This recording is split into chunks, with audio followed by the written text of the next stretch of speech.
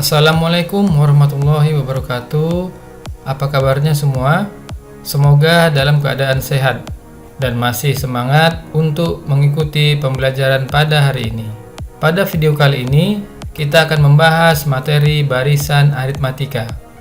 Adapun yang menjadi tujuan pembelajaran pada video ini adalah agar Anda semua dapat memahami pengertian barisan aritmatika, kemudian dapat menyelesaikan masalah kontekstual yang berkaitan dengan barisan aritmatika.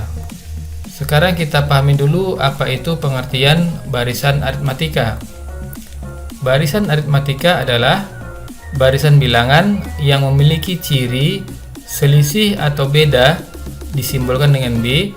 Tiap bilangan yang berurutan selalu sama.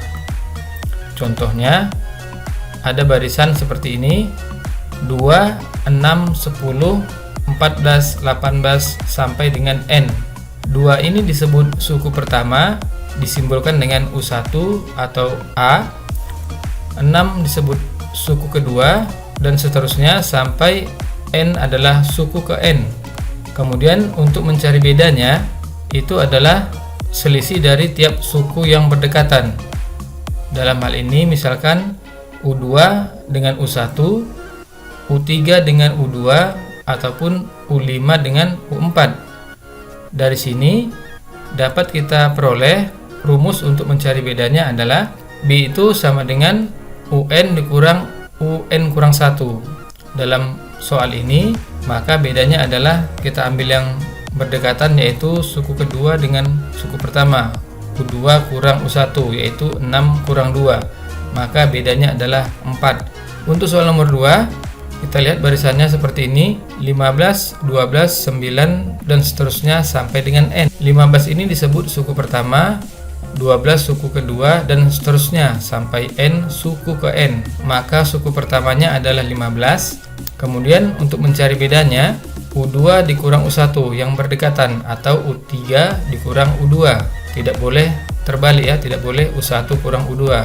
Di sini U2-nya adalah 12 dikurang 15, yaitu bedanya adalah min 3.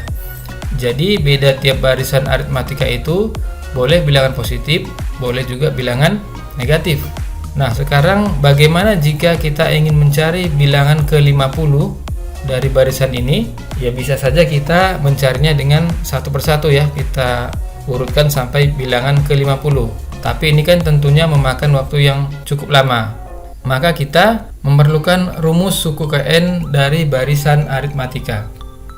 Jika suku pertama sama dengan A dan bedanya sama dengan B, maka secara umum barisan aritmatika tersebut adalah U1, U2, U3 sampai dengan UN.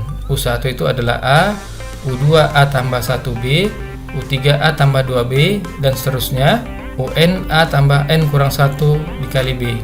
Jadi rumus suku ke N dari barisan aritmatika adalah UN sama dengan A ditambah N dikurang 1 dikali B. Dengan UN-nya adalah suku ke N, A-nya adalah suku pertama, B-nya adalah beda, N-nya itu adalah banyak suku atau banyak bilangan yang ingin dicari. Kita lihat contoh soal kontekstual sebagai berikut. Pada tahun pertama, sebuah butik memproduksi 400 setel jas. Setiap tahun, rata-rata bertambah 25 setel jas. Berapakah banyaknya setel jas yang diproduksi pada tahun ke-10? Jadi, untuk mencari penyelesaian dari permasalahan tersebut, kita dapat membuatnya ke dalam model barisan aritmatika. Kita ketahui adalah tahun pertama 400, kita anggap itu barisannya seperti ini ya, 400 itu suku pertama. Kemudian setiap tahun bertambah 25, berarti 425, kemudian bertambah lagi menjadi 450 dan seterusnya.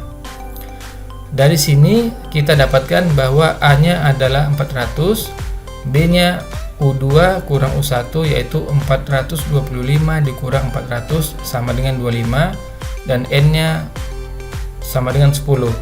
Kenapa 10 ini N-nya? Karena tahun ke-10 yang dicari.